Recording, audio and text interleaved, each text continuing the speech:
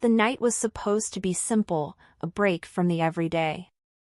A chance to laugh, let loose, and escape the pressures of my usual routine. I had been looking forward to this girls' night out for weeks. Aaron, my husband, was supportive as always. "Go have fun," he'd said with a smile. "You deserve it." I should have known better. Nothing ever stays simple, especially when there's something in the back of your mind that you don't acknowledge. It started just like any other night. I slipped into my favorite black dress, the one that made me feel like I could take on the world. My friends had been texting all afternoon, filling me in on plans, and the excitement was building. It wasn't often we could all get together anymore. Life had become so busy, work, responsibilities, endless obligations. Tonight, though, was just for us. No husbands, no kids, no expectations. Just the four of us, reunited at a downtown club we used to frequent before life got in the way. When I arrived, the familiar faces of my closest friends greeted me with hugs and laughter. The night felt electric. We made our way inside, the thumping bass of the music vibrating through the floor. The lights, flashing in vivid colors, created an atmosphere that pulled us in. It was intoxicating.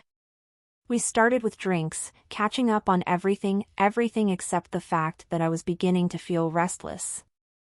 There was a gap in me, something that hadn't been there before.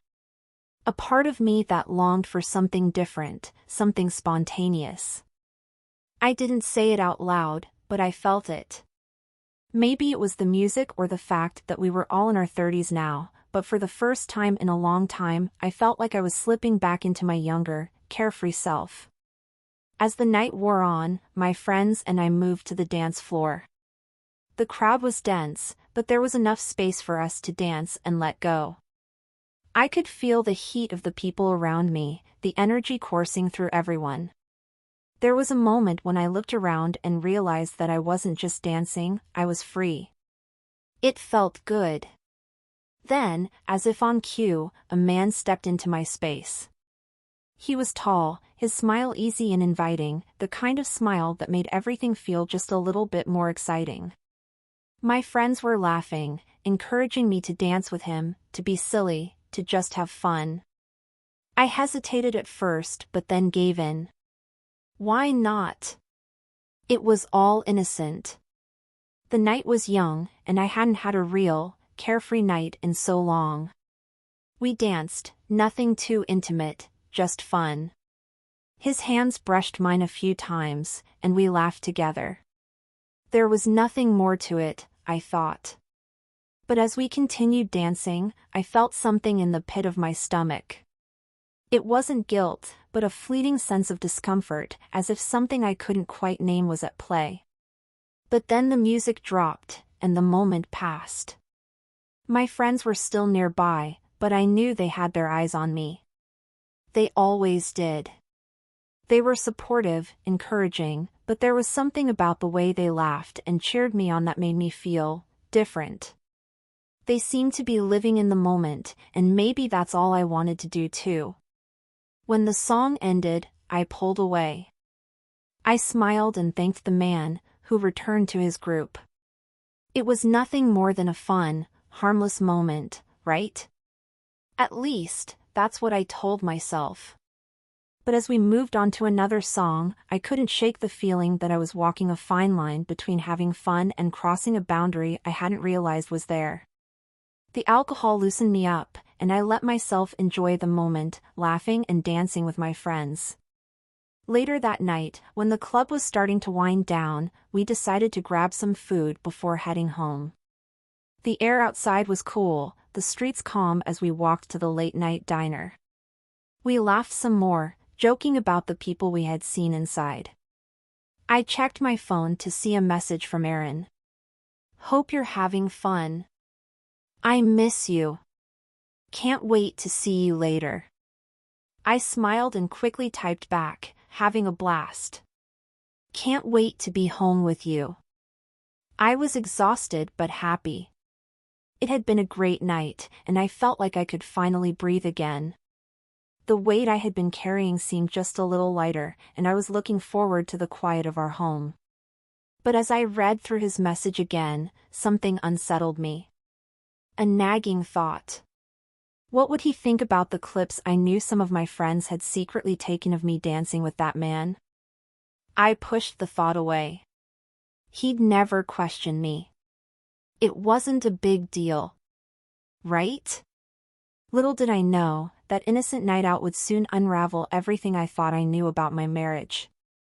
The morning after felt like any other, except it wasn't. I woke up to the soft hum of my phone vibrating on the nightstand. Groggily, I reached for it, squinting at the screen. It was a message from Aaron. "Good morning, love. Hope you're feeling okay after last night." I smiled, my heart lifting just a little. I'd missed him. But as I lay there in bed, the memories of the previous night began to creep in. My dance with that man, the laughter, the way I felt so alive, those moments felt so far removed from the quiet, steady rhythm of my life with Aaron. It wasn't that I didn't love him, I did. But last night had shown me something different, something exciting. I hadn't realized how much I had missed feeling that carefree until that moment. I pushed the thought aside. I wasn't going to let one night change everything. The message from Aaron was sweet, and I couldn't wait to see him. Maybe we could have a nice, relaxing day together. Maybe I could just forget about the whole thing. I quickly responded to him, hoping to reassure myself. "Good morning. I'm feeling great, just a little tired. Can't wait to see you later." I set the phone down and got up to start my day. But I couldn't shake the gnawing feeling in the pit of my stomach. Later that afternoon, I was in the kitchen, making lunch, when Aaron walked through the door. His face was unreadable, but I could tell something was off. I smiled at him, trying to act casual. "Hey, babe. How was your day?" He didn't answer right away. Instead, he set his keys down and grabbed his phone. The silence between us stretched, thick and heavy. Finally, he looked up at me, his eyes hardening just slightly. "We need to talk." My heart skipped a beat. I tried to swallow the sudden lump in my throat. "About what?" He held up his phone, showing me the screen. My stomach dropped. The clips from last night, the ones I had forgotten about, were there, playing on repeat. Me, laughing and dancing with that man, twirling around in the center of the dance floor like nothing mattered. His smile was easy, his touch too familiar. My skin prickled with a mix of shame and disbelief. "What is this?" Aaron asked, his voice calm but strained. "You told me it was just a girls' night. This looks like more than just fun to me." I tried to speak, but the words wouldn't come. I felt trapped in that moment, as if the air around me had thickened and I couldn't breathe. My mind raced, but nothing seemed right. How had he found this? "Aaron, it's not what you think," I finally managed to say. "It was just a couple of dances. I wasn't doing anything wrong." His jaw clenched, and I could see the hurt in his eyes, the way it was slowly replacing the trust that had always been there between us. "Really? Because that sure looks like you're enjoying yourself with him." I opened my mouth to defend myself, but I knew it wouldn't help. How could I explain something I couldn't even understand myself? It was just one night, one innocent mistake. Wasn't it? "I'm not stupid. Your name," Aaron continued, his tone growing colder. "I know what it looks like when someone is too comfortable with someone who isn't their spouse. Do you even see how much you're smiling in these clips? You look like you're having the time of your life." "Aaron, I swear, it was nothing," I pleaded, my voice trembling. "You have to believe me. I love you." It was just a moment of fun with my friends. He didn't respond right away. He just stared at me, eyes narrowing as if he was trying to piece together a puzzle. The silence between us was suffocating. Finally, he exhaled sharply and shook his head, like he couldn't believe what he was seeing. "I don't know if I can believe you right now," he said quietly, his voice barely above a whisper. I felt a wave of panic crash over me. My mind spun as I desperately searched for the right words, but they wouldn't come. How could I make him see that this wasn't what it seemed? I had been so careless, so stupid. But it wasn't like I was trying to hurt him. "Aaron, please," I whispered, stepping closer to him. I was just having fun. It was nothing. Please don't do this." He looked at me for a long time, his expression unreadable. "I don't know if I can just ignore this, your name. You don't get it, do you? It's not about one dance or one night. It's about trust. And I don't know if I can trust you right now." I opened my mouth to argue, but before I could say anything, he held up a hand to stop me. "I'm not saying you cheated on me, but you sure as hell crossed a line. And right now, I don't know if we can come back from that." The words stung, each one like a slap to my face. I felt the tears welling up in my eyes, but I didn't let them fall. Not yet. Not when I knew the damage was done.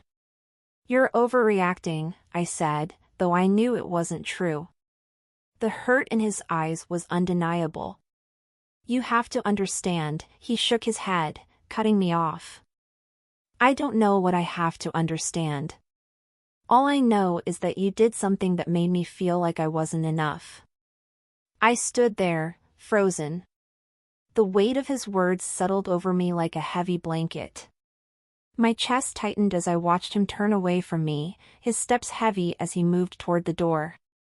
"I need some space," Aaron muttered, his voice thick with emotion. "I can't deal with this right now." And with that, he was gone. Just like that. I stood there, in the silence that followed, feeling like the ground had been pulled out from under me. What had I done? I spent the rest of the day pacing the apartment, trying to find something to do, anything to distract myself from the whirlwind of emotions crashing inside me. The silence in the place was deafening.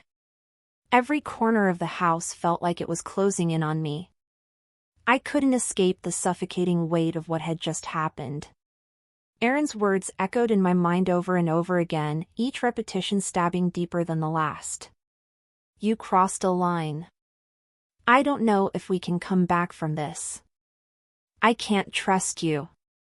I couldn't focus. I tried to keep myself busy by cleaning the kitchen, tidying up the living room, doing anything to fill the time. But my mind kept drifting back to him. To the look in his eyes when he walked out. The way he hadn't looked back. It was like he was already gone.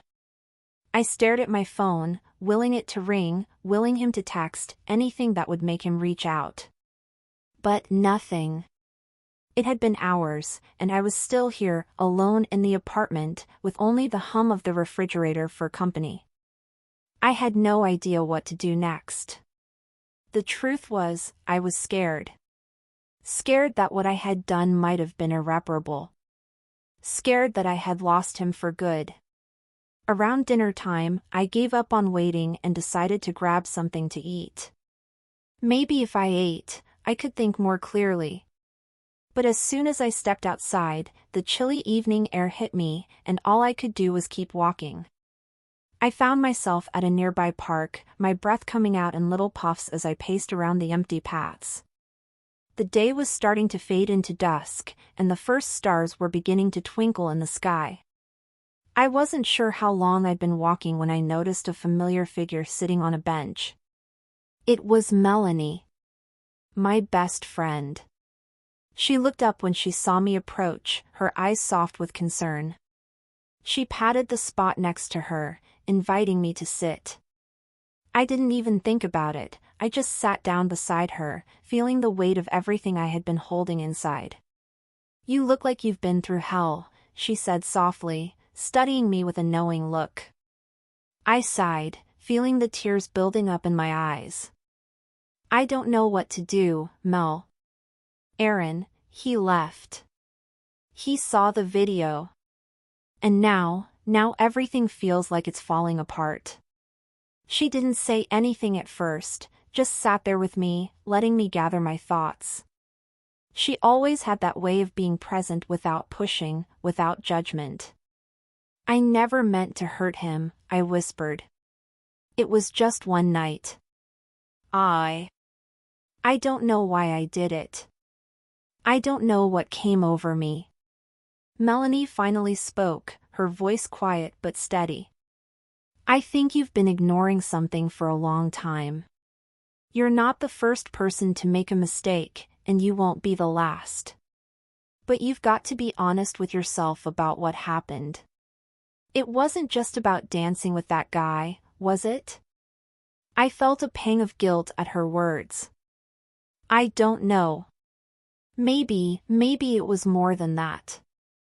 I've felt disconnected. Like we were just going through the motions, you know? Everything with Aaron was fine, but it didn't feel like it used to. I wanted to feel something again. I didn't realize how much I missed feeling alive, feeling like I was seen. But now I just feel like I ruined everything." Melanie's eyes softened, and she placed a hand on mine. "You've got to talk to him. You can't keep hiding from this. If you want to fix it, you have to face it head on. And you need to tell him everything, how you've been feeling, what made you do it. Don't just tell him you're sorry, show him you're willing to work through it. Otherwise, what's the point?" I nodded, my heart heavy. She was right, of course. I couldn't keep running away from it. I had to confront the mess I had made. After a few more minutes of sitting in silence, Melanie stood up, giving me a reassuring smile. "You'll figure it out. You always do." I watched her walk away, feeling both comforted and overwhelmed at the same time. I knew she was right. I had to face Aaron. I had to explain myself, even if it meant hearing the pain in his voice, seeing the hurt in his eyes. I spent the rest of the night at home, the hours ticking by in a blur. I kept replaying our last conversation in my head. What could I say to make him understand? How could I convince him that I didn't mean to destroy the trust we built? By the time I finally crawled into bed, I felt more confused than ever. I closed my eyes, but sleep didn't come. I kept thinking about the night we'd spent together, about the way we'd laughed, the way he had held me in his arms, and how it all felt so perfect in that moment. But it wasn't perfect, was it? Because somewhere along the way, I had forgotten the most important thing, Aaron. And now I had to figure out if there was any way to get him back. The next morning, I woke up with a resolve I hadn't had before. I was going to talk to him. I wasn't going to let this be the end of us. I didn't care how hard it was going to be. I needed to face the consequences of my actions and hope that somehow, we could find our way back to each other. I grabbed my phone, hesitating only for a moment before typing out a message to Aaron. "I need to talk. Please. Can we meet?" I hit send before I could second-guess myself. And then I waited. The wait felt endless. My stomach churned as I stared at the screen, willing him to reply. After what seemed like forever, my phone buzzed with a new message. "Okay. Let's meet. I'll be home in an hour." I took a deep breath, trying to steady my nerves. This was it. This was my chance to fix what I had broken. When I arrived at the coffee shop, I could feel the nervous energy coursing through my veins. My hands were clammy, my heart pounding with each step as I approached the table where Aaron was already sitting. He looked distant, almost as if he were in another world, his eyes fixed on the coffee cup in front of him. The moment I saw him, a pang of guilt shot through me. This was my fault. I had put us here, sitting across from each other like strangers. I stood there for a moment, unsure of how to approach, how to break the ice. My mind was a mess of conflicting thoughts, of the things I wanted to say but wasn't sure how to express. He looked up, finally noticing my presence, and for a brief second, his expression softened. But that softness quickly faded into something more guarded. "Hey," I said, my voice barely above a whisper. "Hey," he replied, his tone neutral, though I could hear the undercurrent of hurt in it. He gestured to the seat across from him. "Sit." I sat down, the air between us thick with unspoken tension. I didn't know where to begin. The words felt stuck in my throat, as if I was afraid that anything I said might make things worse. But I knew I couldn't keep silent. I had to say something. "I'm sorry," I blurted out, my hands trembling slightly. "I don't even know how to start, but I am. I'm so sorry, Aaron." He didn't respond immediately, instead taking a slow sip of his coffee, his gaze never leaving his cup. I could tell he was processing my words, but I didn't know if he was willing to listen. The silence stretched between us, almost unbearable, but I couldn't back down. "Not now." "I never meant for any of this to happen," I continued, my voice shaking. "It was a mistake. A stupid, reckless mistake. I know I crossed a line, and I can't undo it. But I need you to understand, I wasn't looking for anything. I wasn't trying to hurt you. I was just... I don't know. I was lost." I could see the flicker of emotion in his eyes, but he quickly masked it. He placed his coffee cup down and finally met my gaze. His eyes were cold, distant, like he had built an impenetrable wall around himself. "You know," he began, his voice steady but laced with pain, "it's not just about the video, or what you did. It's about everything leading up to that point. It's about how you've been acting, how we've been acting. We've been drifting for months, Sarah. You've been pushing me away, and I didn't even see it. I thought things were fine, but they weren't, were they?" I flinched at his words, feeling the weight of truth hit me. He was right. I had been distant. I had been hiding behind a routine, pretending everything was okay when I knew deep down it wasn't. But I couldn't admit that back then. I couldn't face the fact that I wasn't happy. That I wasn't fulfilled. I didn't want to admit it either, I said quietly. "But you're right. I've been pretending. And it wasn't fair to you. I've been so focused on feeling like myself again that I didn't even realize I was losing you in the process." Aaron's expression softened for a brief moment, but then he looked away, a sigh escaping his lips. "It's just hard to believe anything you say right now. You've broken my trust, Sarah.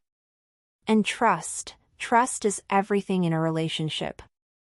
"I know," I whispered, the guilt weighing heavily on me. "I know, and I'm so sorry. I didn't realize how much I was hurting you. I didn't want to hurt you. I stopped myself, trying to steady my breath. I was looking for something I didn't even know I needed, and in the process, I lost sight of the one person who mattered the most." His jaw tightened as he listened, his fingers tapping nervously on the table. "It's not just about the one night, Sarah. It's about what led to it. What was missing. What I wasn't giving you. And, honestly, I'm not sure if I can just forget all of that." His words stung, and I felt my chest tighten. The fear that had been building inside me was now overwhelming. Could we really come back from this? Could I repair what I had broken? I don't expect you to forgive me right away, I said, my voice barely audible. But I want to try. I don't want to lose you. I'm willing to do whatever it takes to fix this. But I need you to meet me halfway, Aaron. He didn't say anything for a long while. The silence between us was deafening, and I could feel my hope slipping away with each passing second. Maybe he was done with me. Maybe he couldn't find it in himself to forgive me. But then, finally, he spoke, his voice low and uncertain. I don't know if I can trust you again, Sarah, he said, his eyes searching mine for something. But I'm willing to see if we can work through this. I can't promise anything, but I'll give you a chance. Not because of the past, but because of what you just said. I can see that you're sorry. And that's the first step. Relief washed over me like a tidal wave. It wasn't a guarantee, but it was something. And something was better than nothing. I reached across the table, my hand trembling as I placed it on his. He didn't pull away. Thank you, I whispered, my voice thick with emotion. Thank you for giving me this chance. I won't let you down again. I promise. Aaron squeezed my hand, his expression still conflicted, but there was a flicker of hope in his eyes. It was small, but it was there. As we sat there, the weight of everything still heavy between us, I knew that our road ahead wouldn't be easy. But it was a road worth traveling. And for the first time in days, I finally felt like there was a chance, however small, that we could find our way back to each other. I ask everyone who likes our content to subscribe to the channel. It will help us a lot, and it will be a pleasure to have you here with us.